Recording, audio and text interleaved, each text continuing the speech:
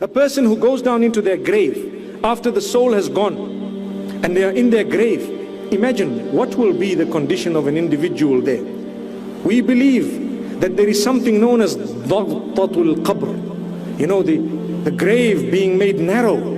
How is it going to be made narrow? Allah knows, but we believe it. It's going to happen because it's there. The Prophet ﷺ explained it to us, that you know, tightening or the narrowing of that grave, what will happen, and how the person will be tested so much, and how they will be questioned in that grave. It's the truth. The angels will come and they will seat the individual. How it will happen, Allah knows best, but the questions are going to be asked by the angels. Who is your Rabb? Who is your Nabi? What is your deen? And so on.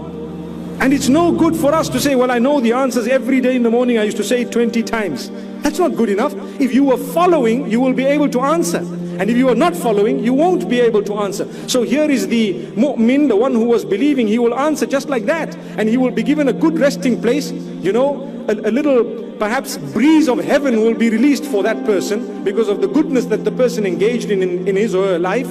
And the other person, the evil person who engaged in bad and did not turn back to Allah subhanahu wa ta'ala, he will say, or she will say, you know what? Who is your Rabb? Who is your Nabi? What is your deen? And so on. Oh, yeah, I heard people saying something, and I used to say something as well. That's what sometimes we are guilty of. Do you know how? We heard people reading the Quran, we just read it. That's all. We just said the same thing without even thinking, what's the meaning of it? What is it? What is this work? How can I live my entire life without knowing what my Maker said?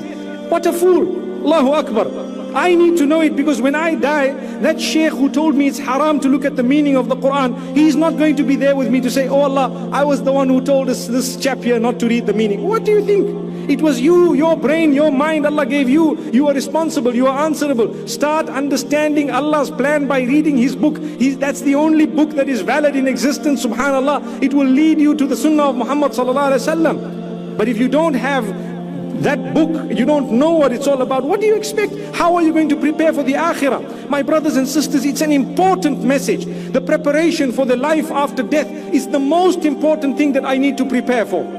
You know, we will all invest our wealth because we want, mashallah, high-rise building and a little apartment. We will go out and get loans, inshallah, hope they are halal, inshallah. But from wherever we get some loans and we want to, pay back over time because I need to own the house. Do you know what's happening? And I have seen this in a lot of cases of people who've passed away. They took out loans, they wanted big apartments or homes for their families and themselves.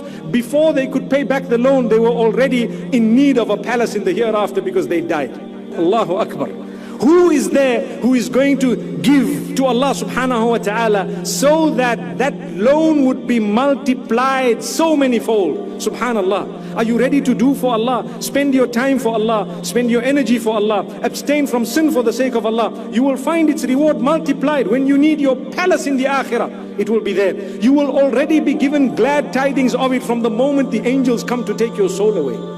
You've been given glad tidings because you now know, subhanallah, you have an idea that the angels that have come are angels that I've seen. The one narration makes mention, and it's muttafaq alayh, that the angels, the person who's dying will see the angels, and just the angels, and subhanallah, they up to the horizon, wherever the person can see, they will just see this angel, subhanallah. And the angel will come in white. May Allah subhanahu wa ta'ala make that day easy for us. Ameen.